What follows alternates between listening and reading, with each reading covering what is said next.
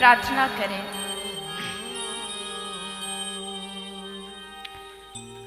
कि हे प्रभु, निष्काम भक्ति की प्राप्ति हमें हो।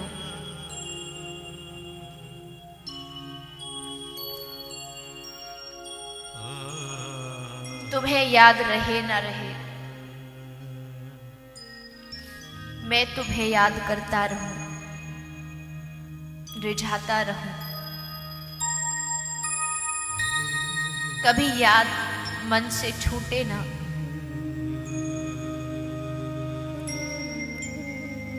कभी तुम्हें भूलूं नहीं, क्योंकि मुझे मालूम है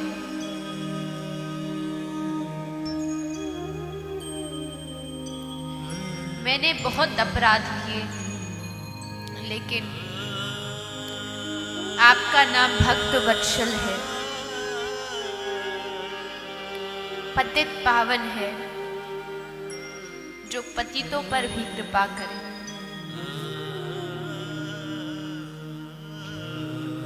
भगवान को कोई धन नहीं चाहिए, कोई ऐश्वर्य नहीं चाहिए, सिर्फ भाव मांगते हैं कि भाव लेके तू आ जा।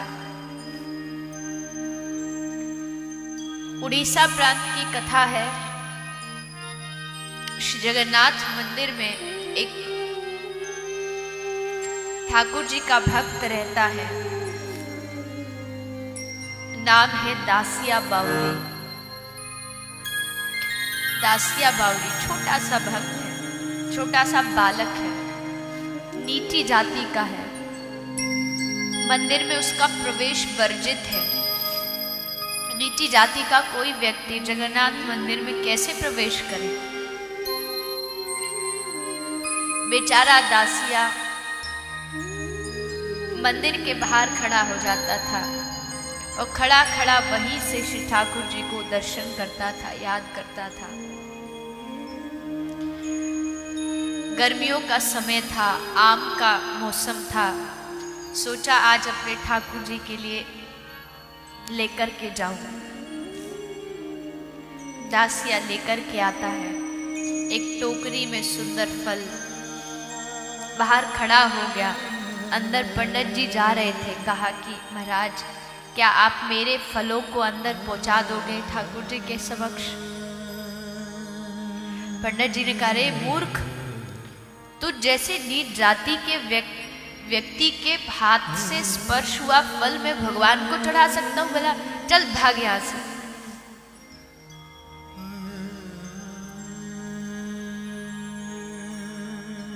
क्या कर सकता है, बाहर खड़ा रहा। कोई बात नहीं, मैं अंदर नहीं जा सकता, अपने ठाकुर को यहीं से खिलाऊंगा। और टोकरी से एक फल लिया, आंख बंद की और उसको भगवान के मंदिर की तरफ करके उसने छोड़ा।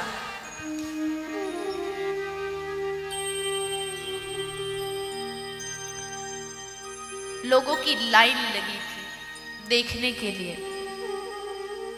जैसे छोड़ा, वो फल ना तो ऊपर गया ना नीचे, बीच में ही अदृश्य हो गया। दूसरा लिया, वो आगे किया, वो भी बीच में अदृश्य हो गया। सब टोकरी खाली हो गई। फल कहाँ गए पता नहीं। लेकिन जब दूसरे दिन जगन्नाथ मंदिर में पूजा हुई, पंडित जी ने भगवान की साफ सफाई की, श्रृंगार किया, आश्चर्य हो गया पंडित जी को देख करके। जिस दासिया को मूर्ख कहा था कि जा तू यहां से भाग जा, भगवान स्वीकार नहीं करेंगे।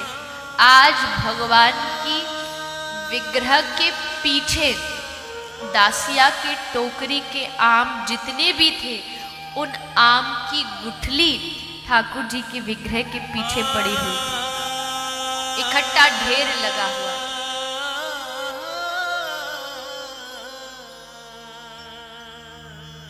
कौन वर्णन कर सकता है उनकी भक्त वत्सलता का?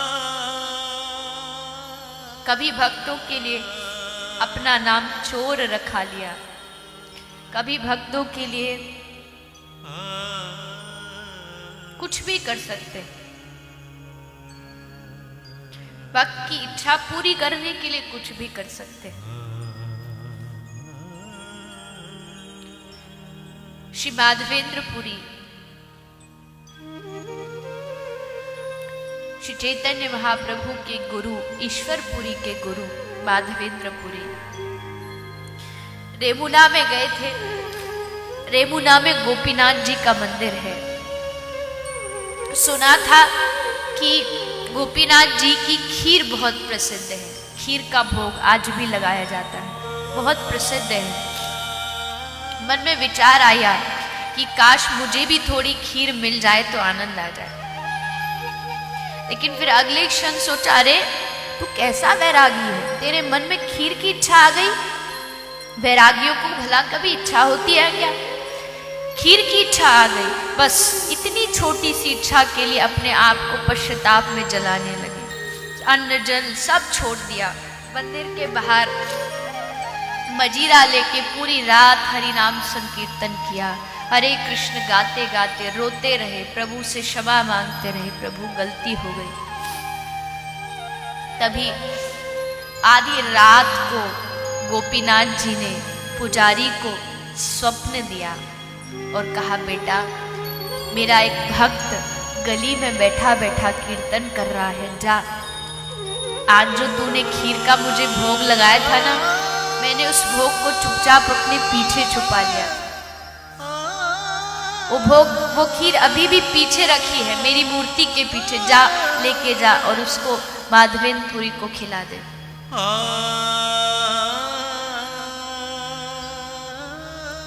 लेके पहुंच गई, माधवेंद्रपुरी को दिया कि आज ठाकुर जी ने सपना दिया, आपके लिए उन्होंने खीर चुराई। खूब धिक्कारा अपने आप कि मैं कितना मूर्ख हूं, भगवान को मेरे लिए चोरी करनी पड़ी। बहुत पश्चाताप किया।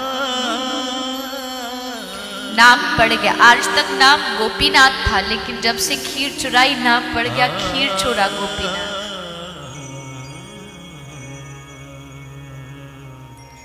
अभी भी खीर चोरा गोपीनाथ के नाम से प्रसिद्ध है। यानी भक्त के लिए नाम भी किसको अच्छा लगे कि कोई मुझसे चोर कहे? हमें अच्छा लगेगा कि कोई हमसे चोर कहे, लेकिन वो तैयार है अपने आप को चोर कहलाने के लिए, अपने भक्त के लिए।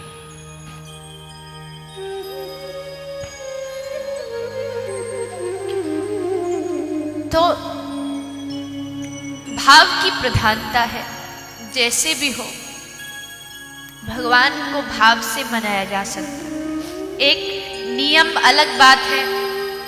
हाँ, गुरुजी ने कहा है इतना माला करना है, ये फलानी चीज जप करनी है, इसका पाठ कर, ये अलग चीज है, ये तो नियम है।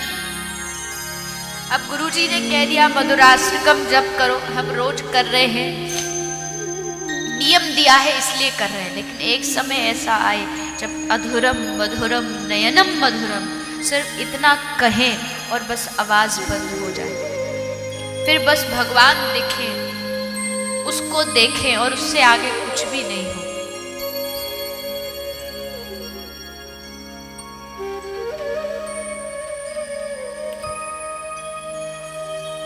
तो इसलिए भाव की प्रधानता है। जहां भाव होगा वहां भगवान होंगे।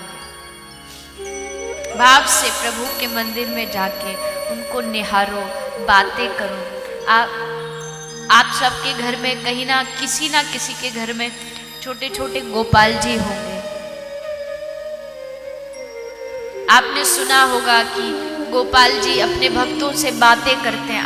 आपको नहीं लगता आपके गोपाल जी ने आज तक हमसे, हमारे गोपाल जी ने हमसे आज तक बातें क्यों नहीं की? इसलिए नहीं की क्योंकि अगर गोपाल जी है तो ये भाव रखना पड़ेगा कि ये छोटा सा बालक है, अभी इसको बोलना नहीं आता, चलना नहीं आता। जब बालक को बोलना नहीं आता तो माँ बाप उसको बोलना सिखाते हैं। हमने आज तक अपने गोपाल जी को बोलना सिखाया? नहीं सिखाया तो बोलेंगे कहां से? पहले सिखाना पड़ेगा। अगर उनको बाल गोपाल मानते हैं तो पहले उनको बोलना सिखाना पड़ेगा, तब वो बोलेंगे। ये भाव है बोलना। हम तो खैर क्या ठाकुर जी को सिखाएंगे, पर ये भाव की प्रधानता है। चलना सिखाएंगे तो ठाकुर जी चलेंगे।